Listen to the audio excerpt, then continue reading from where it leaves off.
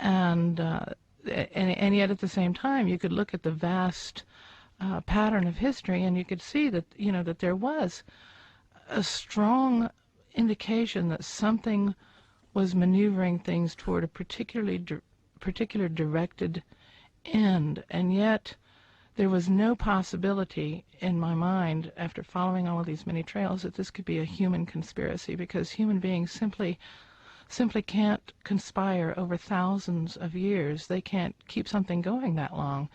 They work on immediate reward. They want, cause and effect. I'm going to do something, I want my reward in this lifetime. And so there's just no possibility that any of these conspiracies could be human originated.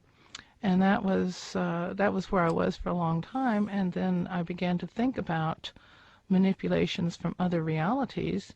And then, of course, it was when I got into my channeling experiment, because I was very frustrated at that point, because I could go no further. I mean, I had pretty much exhausted everything. I had exhausted the normal avenues of information, and I had exhausted the so-called, paranormal avenues of information, and I kept coming up against that funny thing that Charles Fort said. He says, "I think we're property."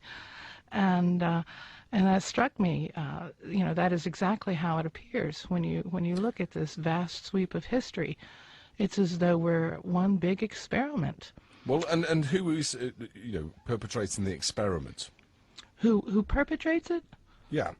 Well, I would suggest that it is denizens of this other reality that are referred to by the ancients as gods, and nowadays, of course, they may refer to them as aliens. I don't think they're aliens. I don't think they come from other planets. I think they're hyperdimensional beings, and I think that they've been here for many thousands of years, if not for all of human history. There are records of lights in the sky and strange beings that are similar to, what are called aliens down through history.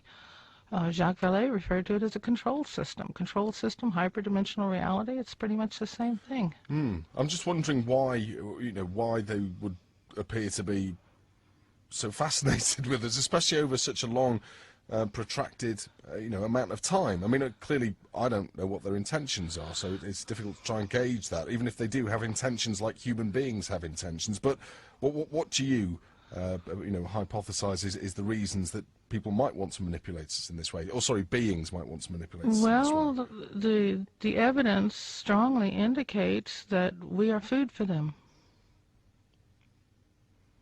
And what evidence suggests that? Well, the evidence of, say, for example, wars and plagues and famines, and and I'm not saying that we're physical food necessarily. I'm saying that, energetic food, emotional, that pain and suffering is something that they feed on, that gives energy to them, just as the movie The Matrix, said that people were in pods and that their emotional energy produced energy for the system, for the machine, that they were batteries. It's very similar, that we are in essence a power supply. Well, if we, I don't know, the human way of maybe responding to something like that, or maybe analysing it scientifically, typically is to try and look for perhaps an example within our universe. So to look at maybe, a microcosm within, I don't know, the flora or the fauna that we research. And I can't think of anything, and I'm sure you'll correct me, or at least an example within our universe of, an ecosystem that behaves in that way, where, you put things kind of under stress rather than just eating them or devouring them. It seems... Think of the cat and the mouse. What does the cat do with the mouse? Plays with the mouse. Is it necessary for the cat to play with the mouse before it eats it? No, it's not.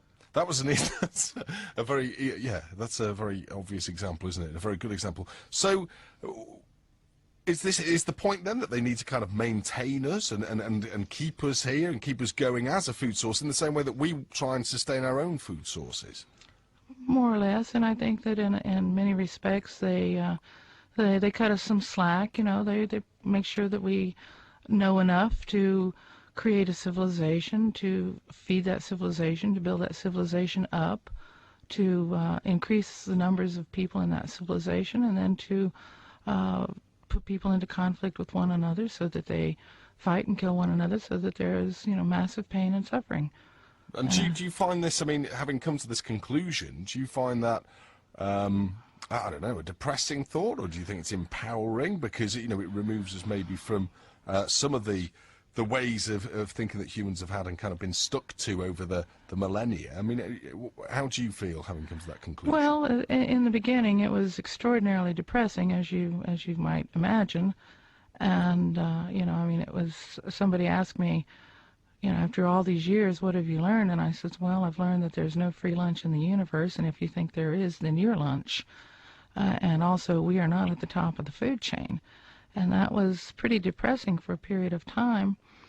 And then I finally began to work my way through that, and I went back and started searching the literature for the evidence of anyone who had found their way out of this, had they realized this situation, had they understood it, what clues were there, and what conclusions did they come to, and was anybody able to overcome it, to escape it, so to speak.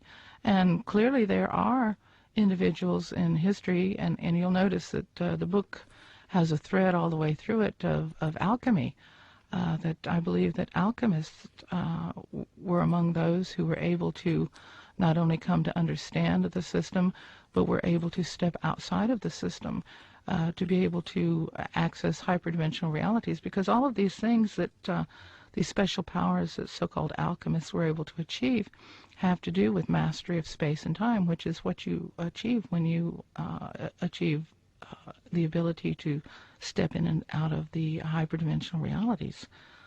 So there are alchemists, there are some types of yogis, there is the ancient material that was brought to the West by Gurdjieff, by Muraviev. There's some very ancient literature that speaks to these matters and talks about people who have escaped, and that's why there's a subtitle to the book, and how to get out of life, because I do address that. I don't want to tell somebody, hey, you're in one hell of a situation, without telling them that there is a way out. And the way out is not in believing your way out, because believing your way out is what they want you to do.